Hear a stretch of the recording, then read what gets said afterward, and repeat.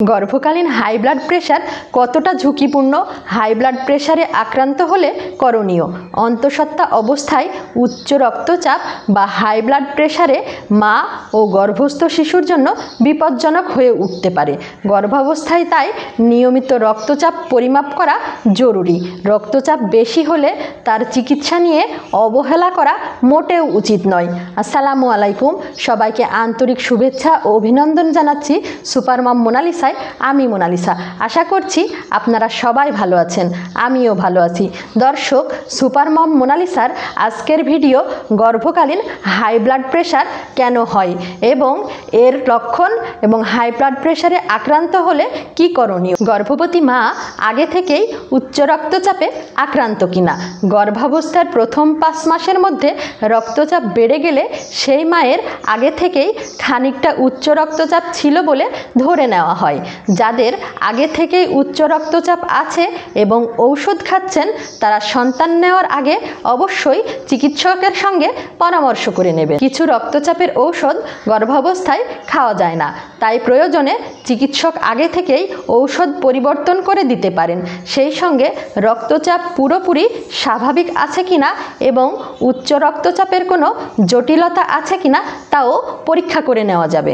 গর্ভকালীন মা উচ্চ রক্তচাপে আক্রান্ত হচ্ছেন কিনা এটা কখন বোঝা যায়? গর্ভাবস্থার 5 মাস পর যদি রক্তচাপ বেড়ে যায় তবে তাকে জেস্টেশনাল হাইপারটেনশন বা গর্ভকালীন উচ্চ রক্তচাপ বলা হয়। এটি সাধারণত সন্তান প্রসবের 3 মাসের মধ্যে স্বাভাবিক হয়ে যায়, কিন্তু গর্ভকালীন রক্তচাপ বেড়ে যাওয়া নিয়ে সতর্ক থাকা উচিত। নিয়মিত রক্তচাপ মেপে নিয়ন্ত্রণে না রাখলে নানা জটিলতা সৃষ্টি হতে পারে। প্রেগন্যান্সিতে হাই ব্লাড প্রেশারে আক্রান্ত হলে বেশ কয়েকটি সমস্যা পিছু নিতে পারে, যেমন প্লাসেন্টা বা গর্ভফুলে পর্যাপ্ত পরিমাণে অক্সিজেন পৌঁছায় না। মায়ের হার্ট, কিডনি, ফুসফুস, চোখ ও ব্রেনে গুরুতর জটিলতা দেখা দিতে পারে। সময়ের আগে ডেলিভারির আশঙ্কা তৈরি হয়। ভ্রূণের বিকাশ স্বাভাবিক ছন্দে না হওয়া। আগামী দিনে হবুমার স্ট্রোক বা হার্ট অ্যাটাকের মতো জটিল অসুখের ফাঁদে পড়ার আশঙ্কাও বাড়ে। তাই হাই ব্লাড প্রেশার নিয়ে সচেতন থাকা সবার আগে জরুরি। কি কি লক্ষণে বুঝবেন আপনি গর্ভকালীন হাই ব্লাড প্রেশারে আক্রান্ত হয়েছেন কিনা? হাই ব্লাড প্রেশারের তেমন কোনো লক্ষণ থাকে না বললেই চলে, তবে বেশিরভাগ ক্ষেত্রে চেক আপ করার সময় অসুখ ধরা পড়ে। তবে কয়েকজনের শরীরে এই উপসর্গগুলি দেখা দিতে পারে, যেমন মাথা ঘোরা, মাথা ব্যথা, ঘাড়ে ব্যথা, হৃদস্পন্দন বেড়ে যাওয়া, বমি বমি ভাব, শ্বাসকষ্ট, চোখে কম দেখা, বিভ্রান্তি, বুকে ব্যথা ও উৎকণ্ঠা। গর্ভবতী মায়ের হাই ব্লাড প্রেশার নিয়ন্ত্রণে রাখতে করণীয়।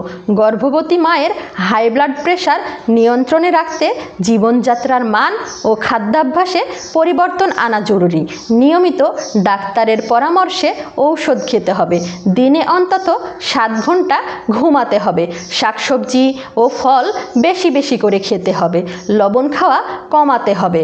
বাড়ির বাইরে তেল ও মশলাযুক্ত খাবার খাওয়া বন্ধ করতে হবে।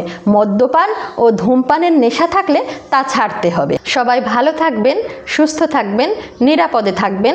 কথা হবে সামনের ভিডিওতে নতুন কোনো বিষয় নিয়ে। আল্লাহ হাফেজ।